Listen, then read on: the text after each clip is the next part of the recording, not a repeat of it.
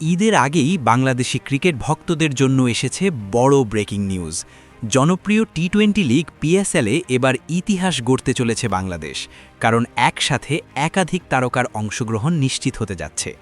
সবচেয়ে বড় আপডেট এসেছে তরুণ সেন্সেশন পেসার শরীফুল ইসলামকে ঘিরে।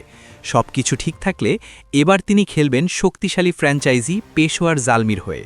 আর এখানেই রয়েছে বড় চমক, একই দলে থাকতে পারেন আরেক বাংলাদেশি স্পিড স্টার নাহিদ রানা। ফলে পিএসএলের মঞ্চে একই জার্সিতে দুই টাইগার পেসারকে দেখা যাওয়া হতে পারে ভক্তদের জন্য এক অনন্য অভিজ্ঞতা। এতেই শেষ নয়, এবারের আসরে সুযোগ পেয়েছেন মোট ৫ জন বাংলাদেশি ক্রিকেটার, যা ইতোমধ্যেই তৈরি করেছে বাড়তি আগ্রহ এবং উত্তেজনা। অভিজ্ঞ কাটার মাস্টার মুস্তাফিজুর রহমানকে দলে নিয়েছে লাহোর কলান্দার্স।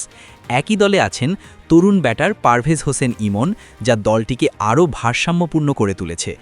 অন্যদিকে স্কোয়াড আরও শক্তিশালী করতে ইসলামাবাদ ইউনাইটেড দলে ভিড়িয়েছে লেগ স্পিনার রিশাদ হোসেনকে, যাকে ভবিষ্যতের সম্ভাবনাময় ক্রিকেটার হিসেবে বিবেচনা করা হচ্ছে। সব মিলিয়ে ৩টি ভিন্ন দলে ৫ জন বাংলাদেশি ক্রিকেটারের উপস্থিতি শুধু অর্জন নয়, বরং বাংলাদেশ ক্রিকেটের নতুন সম্ভাবনার ইঙ্গিত। বিশেষ করে ৩ জন পেসারের সুযোগ পাওয়া প্রমাণ করে বাংলাদেশ এখন পেস বোলিংয়েও শক্তিশালী অবস্থান তৈরি করছে। একসময় যে দলকে স্পিন নির্ভর বলা হতো, এখন সেই দলের পেসারদের জন্য বিদেশি লিগে চাহিদা তৈরি হওয়া একটি বড় পরিবর্তনের ইঙ্গিত। তবে এখানেই শেষ নয়, সামনে রয়েছে আরেকটি গুরুত্বপূর্ণ বিষয়। পিএসএল চলাকালীন সময়েই শুরু হবে বাংলাদেশের গুরুত্বপূর্ণ সিরিজ নিউজিল্যান্ডের বিপক্ষে। ফলে কিছু খেলোয়াড়কে জাতীয় দলের দায়িত্ব পালনের জন্য ফিরে আসতে হতে পারে।